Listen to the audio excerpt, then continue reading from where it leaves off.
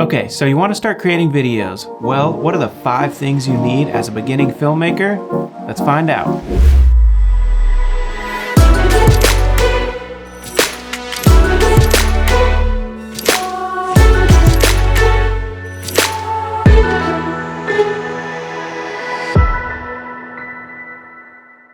Alright homies and homettes, thank you for clicking on the video. So today we're going to be going over 5 pieces of gear that you need to start out filmmaking. Well, I guess you don't really need all of them, maybe a couple of them, maybe just one. You really just need one of these. What do you want? But the other ones are definitely going to help. So if you're new to the channel, do not forget to hit the subscribe button, smash the like button, and go ahead and turn on the notification bell. Everything I'm going to list off here is just things that I recommend from personal experience. So if you guys have any other suggestions, drop a comment below. Let's talk about it. All right, so we're going to be going from number 1 as the most important to number 5 as the least important, even though they're all kind of important. But number 1 is a must-have, or else it ain't going to work. It just is not going to work. The first thing that I recommend is buying a camera.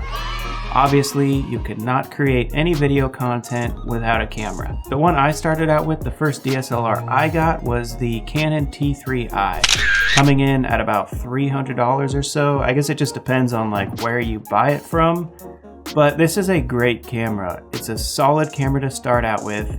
It's fairly affordable. It films in full HD at 24 frames per second and at 30 frames per second, and paired with the right lens, this camera honestly looks pretty dang decent. The only downside to this camera is if you're looking to film anything in slow-mo, this camera only does 60 frames per second in 720p.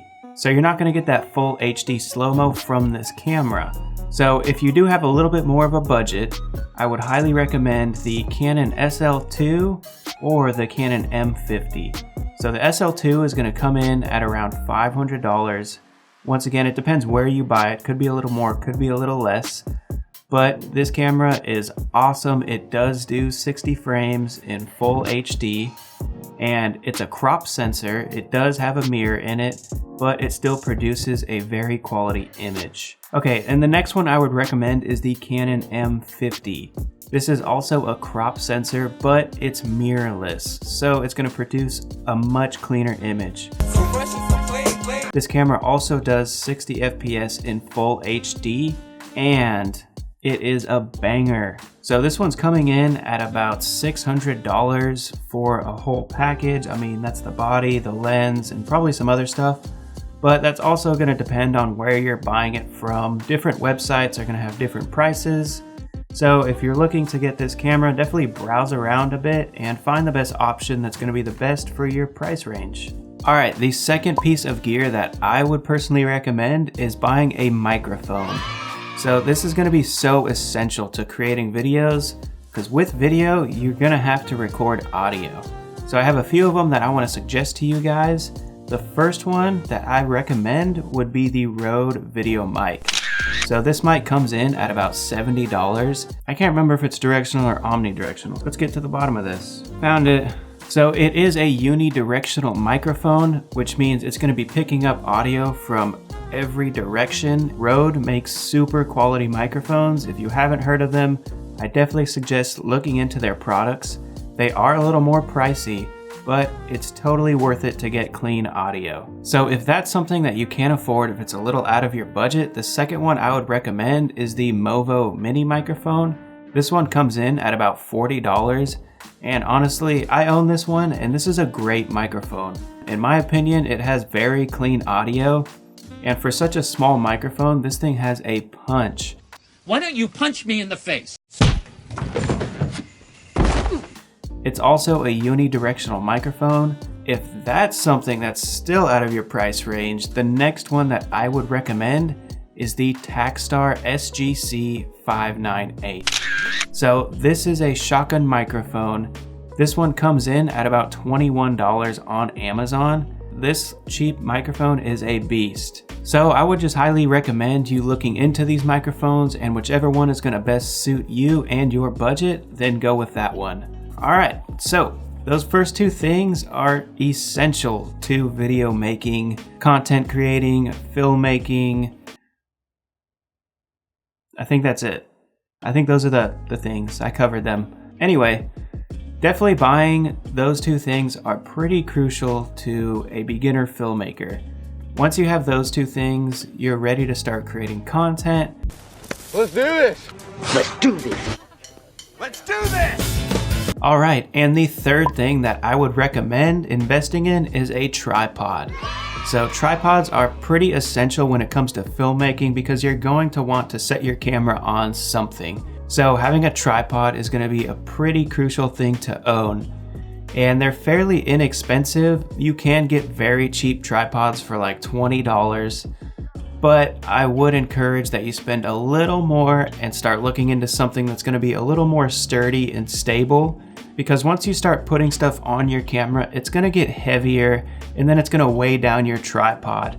And the problem with cheap tripods these days is they're very wobbly and loose, and it's hard to get a very clean panning motion with a cheap tripod. And the tripod you're going to want to look for is a fluid head tripod. It's going to give you a lot smoother motions than the basic $20 tripod. If you're willing to spend like just over $100, there's definitely a lot of good ones out there. You can even find some good ones under $100. You just have to look in the right places for them. I think that's it for the pods. The pods of Tri. Stabilizers and gimbals are becoming so popular these days, but that's not what I would recommend getting next. Because with a camera, a creative mind, and some steady hands, you can get some smooth panning shots. So the fourth thing that I would recommend is investing in some lighting. And I've done a small video comparing a couple different lights at a couple different price points. So if you haven't seen that one, go back through my videos, check that one out. But there's a lot of very cheap LED lights these days. Lighting is one of those things that is gonna bring you to that next level when you get it down. Clear the voice out a little bit. Woo! It's good water.